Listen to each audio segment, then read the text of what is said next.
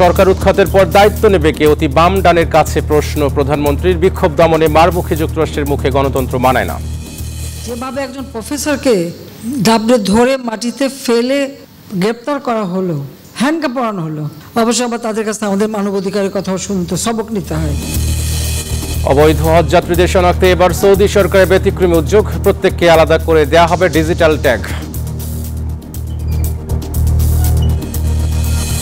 এবং বাংলা পিঠা মুগ্ধতা ছড়ালো ইতালিতে। ভিন্ন স্বাদে খুশি ভিনদেশিরা। বিশ্বে বাংলা সংস্কৃতি তুলে ধরতে এমন আয়োজন, বলছেন সংশ্লিষ্টরা। স্বাগত জানাচ্ছি প্রবাসী নিষ্ঠুর সংবাদের সঙ্গে আছে আমি আহসান হাবিব। দেখছিলেন শিরোনাম, এবার বিস্তারিত সংবাদ। তীব্র তাপদাহের পর অবশেষে ঢাকার বিভিন্ন জায়গায় ঝরল স্বস্তির বৃষ্টি। বৃহস্পতিবার রাত ৯টার দিকে রাজধানীর কয়েকটি স্থানে বৃষ্টি হলো। মাঝরাতে শহর জুড়ে বৃষ্টির খবর পাওয়া যায়। প্রায় এক মাস টানা তাপদাহের পর আধা ঘন্টার বৃষ্টিতে স্বস্তির নিঃশ্বাস ফেলেছে নগরবাসী। এর আগে ২ মে থেকে ঢাকা সহ দেশের বিভিন্ন স্থানে বৃষ্টি হতে পারে বলে পূর্বাভাস দিয়েছিল আবহাওয়া অধিদপ্তর।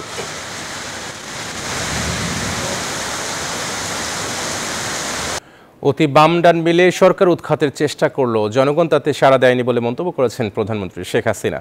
সরকার প্রধান বলেন, আওয়ামী লীগকে হটিয়ে কাকে ক্ষমতায় আনবে তা পরিষ্কার করতে পারেনি বলে তাদের আন্দোলনের সাড়া মিলছে না জনগণের। থাইল্যান্ড সফর পরবর্তী সংবাদ সম্মেলনে এই কথা বলেন তিনি।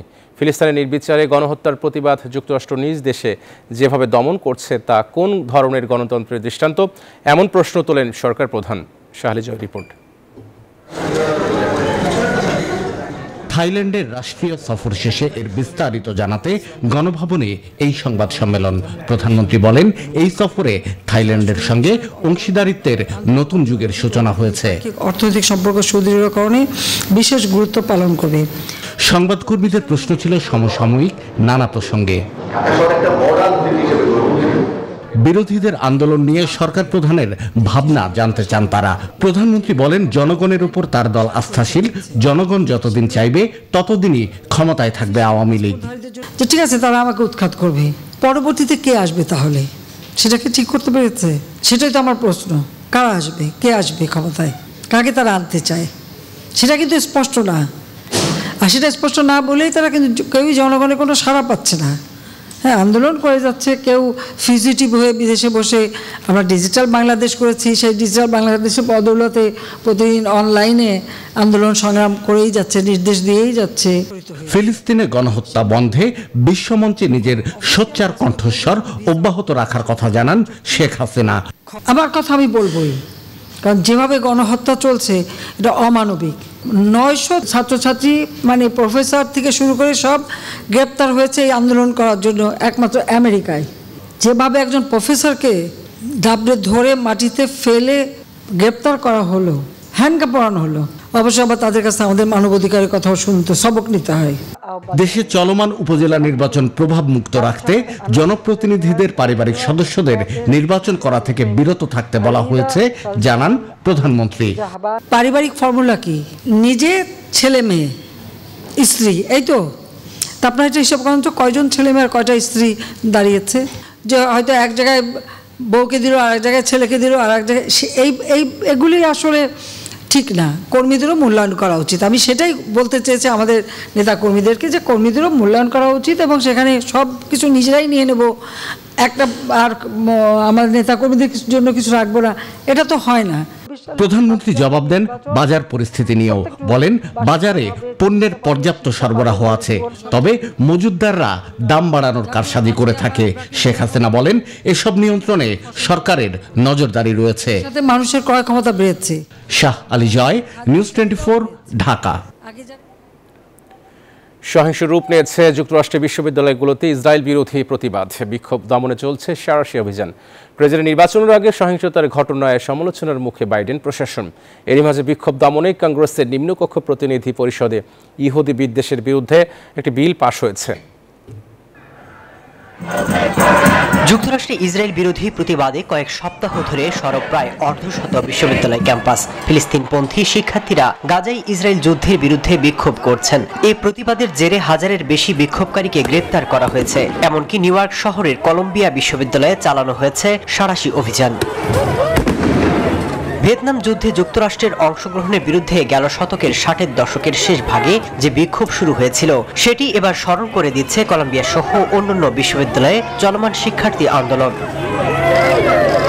এরই মধ্যে বিক্ষোভকে ইহুদি বিদ্বেষ বলে এড়িয়ে গেছেন বাইডেন। মার্কিন রাজনীতি বিশ্লেষকদের মতে সামনে প্রেসিডেন্ট নির্বাচন থাকায় এ ইস্যুতে প্রতিক্রিয়া জানানোর ব্যাপারে সতর্ক অবলম্বন করছেন তিনি। শুধু তাই নয়, বিক্ষোভ দমনে পদক্ষেপ নিচ্ছেন। কংগ্রেসের নিম্নকক্ষ প্রতিনিধি পরিষদে ইহুদি বিদ্বেষের বিরুদ্ধে একটি বিলও পাশ হয়েছে, আর এটি আইনে যুক্ত করা হলে ইহুদি বিদ্বেষ চর্চা হওয়ার অভিযোগ তুলে বিভিন্ন বিশ্ববিদ্যালয়ে তহবিল বন্ধ করে দিতে পারে কেন্দ্রীয় শিক্ষা বিভাগ। এদিকে শুধু যুক্তরাষ্ট্র নয়, বিশ্বের অন্তত 6টি দেশের বিভিন্ন বিশ্ববিদ্যালয় ক্যাম্পাসে ফিলিস্তিনপন্থীদের বিক্ষোভের খবর পাওয়া গেছে। বিক্ষোভ হয়েছে অস্ট্রেলিয়া, কানাডা সহ কয়েকটি দেশে। মাসুদ রানা, নিউজ 24। অবৈধ হজ যাত্রী শনাক্তে এবার ব্যতিক্রমী উদ্যোগ নিয়েছে সৌদি আরব। বৈধ হজ যাত্রী চিহ্নিতে এবারের হজ মৌসুমে প্রত্যেককে আলাদা করে একটি ডিজিটাল ট্যাগ দেওয়া হবে, এমন তথ্য জানিয়েছে দেশটির হজ ও উমরা মন্ত্রণালয়। মূলত অবৈধ হজ পালনে মুসল্লিদের নিরুৎসাহিত করতেই এমন উদ্যোগ নিয়েছে সৌদি কর্তৃপক্ষ। চলতি মে মাসে বিদেশি হজ যাত্রীদের প্রথম দল সৌদি আরবে পৌঁছাবে। তার আগে অবৈধ বিদেশি হজ যাত্রীদের রুখতে এবারের হজ মৌসুমে প্রত্যেককে আলাদা করে একটি ডিজিটাল ট্যাগ দেওয়ার উদ্যোগ নিয়েছে দেশটি। মূলত বৈধ ও অবৈধ হজ যাত্রীদের চিহ্নিত করতেই এমন সিদ্ধান্তের কথা জানায় রিয়াদ। এর আগে গেল মাসে হজ যাত্রীদের প্রতারণা থেকে বাঁচাতে অনুমোদনহীন হজ অপারেটর ও ভুয়া অ্যাপের ব্যাপারে সতর্ক করে সৌদি সরকার। পাশাপাশি অনুমোদিত বৈধ অপারেটর ও ওয়েবসাইট ব্যবহারের প্রতিও গুরুত্ব আরোপ করে নানা উৎসাহ দিচ্ছে সৌদি সরকার। এছাড়াও দেশটির সব হজ পালনকারীদের প্রতি সেহাতি অ্যাপ্লিকেশনের মাধ্যমে কোভিড, ইনফ্লুয়েঞ্জা ও মেনিনজাইটিসের টিকার রেকর্ড উল্লেখ করা বাধ্যতামূলক করা হয়েছে। আসমাতুলি, নিউজ 24। এবার বাংলা পিঠা মুগ্ধতা ছড়ালো ইতালিতে। দেশীয় নানা স্বাদের পিঠাতে বিদেশিদের কাছে বাংলা সংস্কৃতি তুলে ধরতে মেলার আয়োজন করা হয় ব্রেসিয়া শহরে। ইতালিতে বসবাসরত বাংলাদেশি প্রবাসী সহ মেলায় অংশ নেন বিভিন্ন দেশের নাগরিকরা। ভেনিস থেকে টিসা সুলতানা তথ্যচিত্রে ডেস্ক রিপোর্ট। উত্তর ইতালির শিল্প উন্নয়ন এবং বিশ্ববিদ্যালয়ের শহর নামে খ্যাতি ইতালির ব্রেসিয়া। প্রতি বছর ইতালিয়ানদের পাশাপাশি প্রবাসী বাংলাদেশিরা নানা আয়োজনে বাংলাদেশের কৃষ্টি কালচারকে বিদেশের মাঝে তুলে ধরে। এরই ধারাবাহিকতায় বাংলাদেশ কমিউনিটির আয়োজনে পিঠা মেলার আয়োজন করা হয়,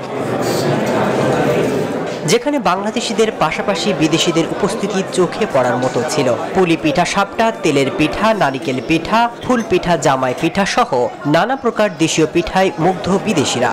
Posso che fare i complimenti agli organizzatori di questo momento così bello, significativo. And I hope every day, every moment, very well moments for Bangladeshi community. It's important to see this community growing up politically, socially and economically. দুপুর গড়িয়ে বিকেলের শুরুতেই স্থানীয় সকল সামাজিক, রাজনৈতিক ও আঞ্চলিক সংগঠনের নেতৃত্ববৃন্দ সহ প্রবাসীদের উপস্থিতিতে মেলা হয়ে ওঠে লাল সবুজের এক টুকরো বাংলাদেশ। পিঠা উৎসবে আমরা বাচ্চাদের নিয়ে আসছি আমাদের দেশের কালচারটা পরিচয় করে দেওয়ার জন্য। পিঠাগুলো ভালোভাবে প্রেজেন্ট করতেছি যাতে আমাদের বাচ্চারা আমাদের দেশের কালচারটা শিখে আমাদের পিঠা সম্বন্ধে ওদের একটা আইডিয়া হয়। এখানে যে এত সুন্দরভাবে এত সুন্দর একটা প্রোগ্রাম অর্গানাইজ করা হয়েছে, এটার জন্য আমরা অনেক কৃতজ্ঞ এবং খুব ভালো লাগছে। আমাদের শারীরিকভাবে সহযোগিতা করছেন, তাদের অনেক ধন্যবাদ। বাংলাদেশ কমিউনিটি এশিয়ার যে অনুষ্ঠান হয়েছে তার জন্য দেশের কমিউনিটি সকলকে ধন্যবাদ। প্রবাসে এত সুন্দর আয়োজনে আসতে পেরে অনেকেই খুশি, পাশাপাশি আয়োজকদের ধন্যবাদও জানান। আর এ ধরনের আয়োজনে অংশগ্রহণ করতে পেরে খুশি প্রবাসীরা। Desk report, news 24। সরকার প্রবাসীদের সেবায় সর্বোচ্চ আন্তরিকতা নিয়ে কাজ করে যাচ্ছে বলে জানিয়েছেন চট্টগ্রাম 15 আসনের সংসদ সদস্য এম এ মোতালেব। জেদ্দাস্থ বঙ্গবন্ধু পরিষদ কেন্দ্রীয় কমিটির গণসংবর্ধনা অনুষ্ঠানে প্রধান অতিথির বক্তব্যে তিনি এমন মন্তব্য করেন। এতে সভাপতিত্ব করেন বঙ্গবন্ধু পরিষদ কেন্দ্রীয় কমিটির সভাপতি ইসমাইল হোসেন। বিশেষ অতিথি ছিলেন আতাউর রহমান ভূঁইয়া, মোহাম্মদ জামশেদ, রুবেল হোসেন, জসিম উদ্দিন, ওয়াজিউল্লাহ মিয়া সহ অসংখ্য নেতাকর্মীরা। পরে প্রধান অতিথিকে চট্টগ্রাম সাতকানিয়া প্রবাসীদের পক্ষ থেকে অভিনন্দন জানানো হয়।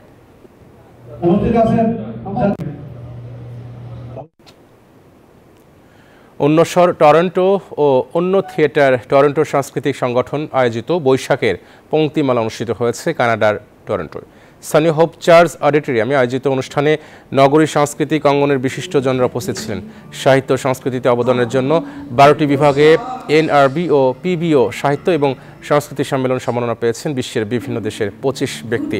প্রথম পর্বে ছিল অন্যস্বরের প্রধান আহমেদ হোসেনের এনআরবি পদকপ্রাপ্তি এবং তার প্রকাশিত বই ইচ্ছের ডানায় নিয়ে আলোচনা। দ্বিতীয় পর্বে বৈশাখের পংক্তিমালা শীর্ষক আলোচনায় অংশ নেন সংগঠনের সদস্যরা।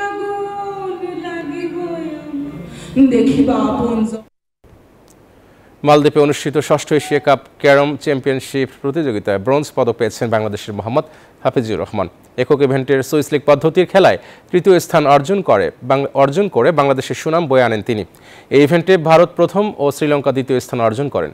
সমাপনী ও পুরস্কার বিতরণী অনুষ্ঠানে প্রধান অতিথি ছিলেন মালদ্বীপের ভাইস প্রেসিডেন্ট।